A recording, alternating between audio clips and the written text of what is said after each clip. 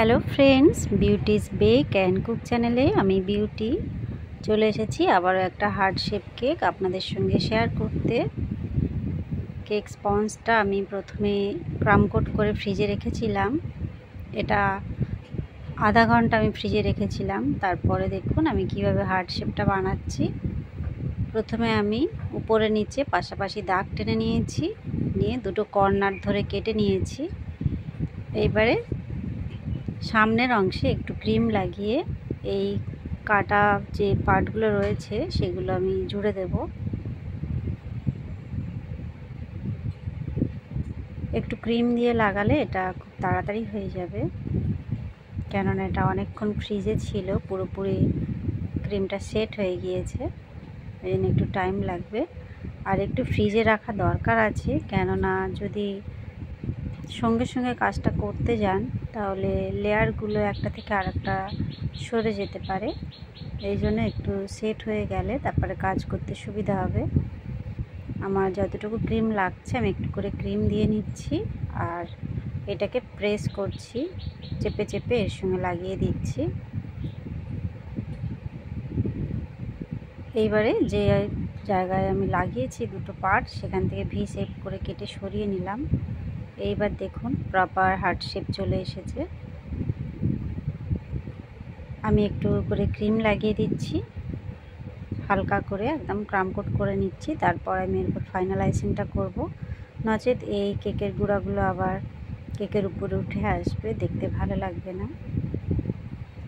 যে গ্যাপগুলো থেকে গেছে সেইগুলো আমি একটু করে ক্রিম লাগিয়ে নিচ্ছি।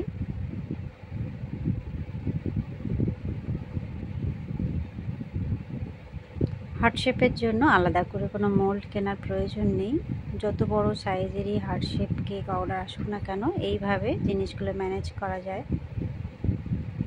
রাউন্ড শেপ থেকে হার্ট শেপ খুব ইজিলি হয়ে যায়। দু একবার একটু প্র্যাকটিস করলেই জিনিসটা বুঝতে পারবেন কিভাবে হয়। আমি একটু জাস্ট ক্রিম লাগিয়ে নিলাম।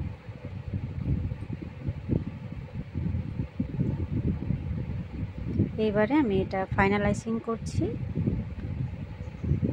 ক্রাম কোট করা থাকলে বেশি ক্রিমের প্রয়োজন হয় না, অল্প ক্রিমেই কাজটা হয়ে যায়।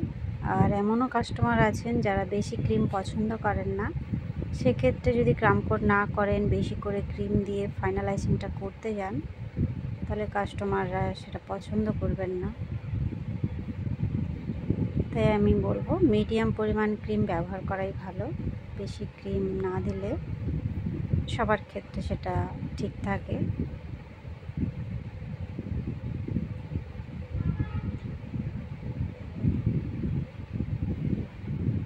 হার্ট শেপ কেকগুলো ফাইনালাইজিং করার সময় একটু টাইম লাগে। এরকম লম্বা কোনো স্ক্র্যাপার থাকলে কিংবা কোনো মোটা কার্ডবোর্ড, তাস, এটিএম কার্ড এগুলোও ব্যবহার করতে পারেন, সহজে সাইডগুলো সুন্দরভাবে ফিনিশিং এসে যায়। আর উপরটা আমি প্যালেট নাইফ দিয়ে করছি।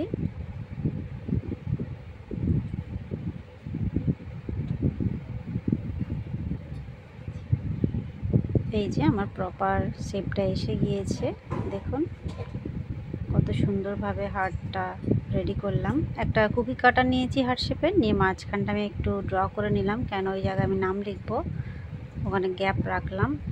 আর এইটা হচ্ছে আমি হোয়াইট চকলেট গানাশ, তার সঙ্গে রেড কালার মিক্সড করেছি।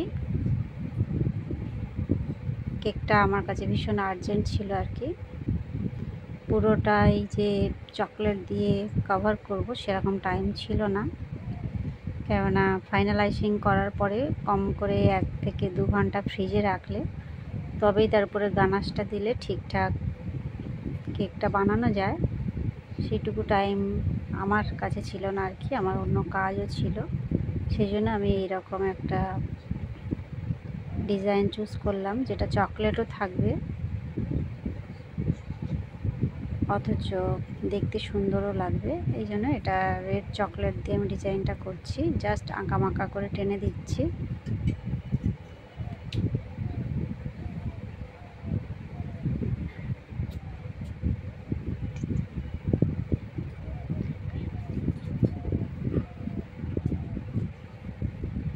এই ডিজাইনগুলো দেখতে বেশ ভালোই লাগে। সিম্পলের উপরে একদম সুন্দর একটা ডিজাইন। গানাশটা কিন্তু একদম স্মুথ থাকতে হবে, নচেত এটা করতে অসুবিধা হবে। এটা ক্রিম দিয়েও করলে ভালো লাগে দেখতে, তবে এখানে আমি গানাশ ইউজ করেছি চকলেটি বানানোর জন্য। এই যে হয়ে গিয়েছে আমার, যেখানে গ্যাপ মনে হচ্ছে একটু করে দিয়ে নিলাম। আর মাঝখানে যেটা গ্যাপ রেখেছিলাম এটা ছোট স্টার নজেল দিয়ে হাইলাইট করছি আমি, এর ভেতরে নামটা লিখব। এইবারে সেম নজেল দিয়ে আমি নিচের বর্ডারটাও করে নেব।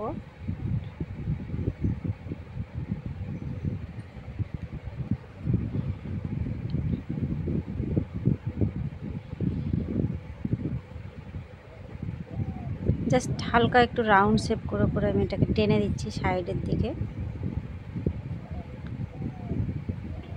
সব কিছু বলে বোঝানো একটু ডিফিকাল্ট হয়ে যায়, একটু দেখে দেখে নিজেকেও প্র্যাকটিস করতে হবে।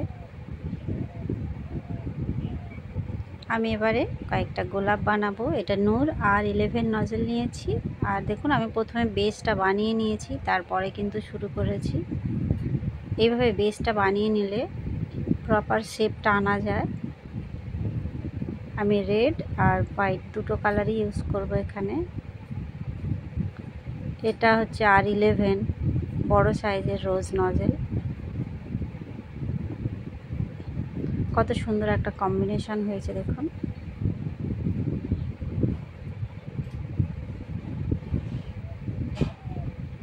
আমি এবার একটু ক্রিম দিয়ে নেব, নিয়ে সেখানটায় বসিয়ে দেব।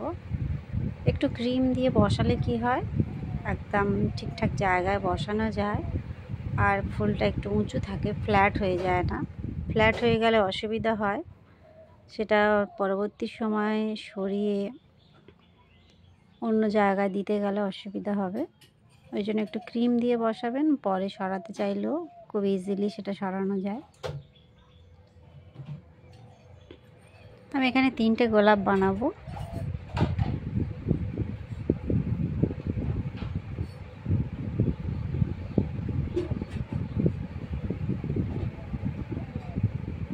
আর একটা বানিয়ে নিচ্ছি।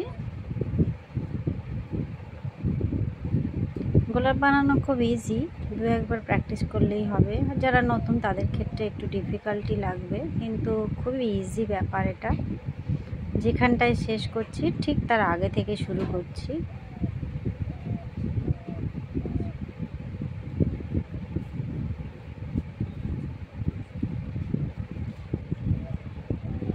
এইবারে কয়েকটা পাতা আমি এখানে বানিয়ে নিচ্ছি।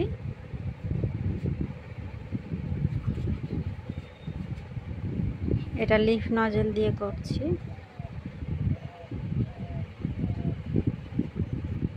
নামটা লিখে নিচ্ছি চকলেট গানাশ দিয়ে।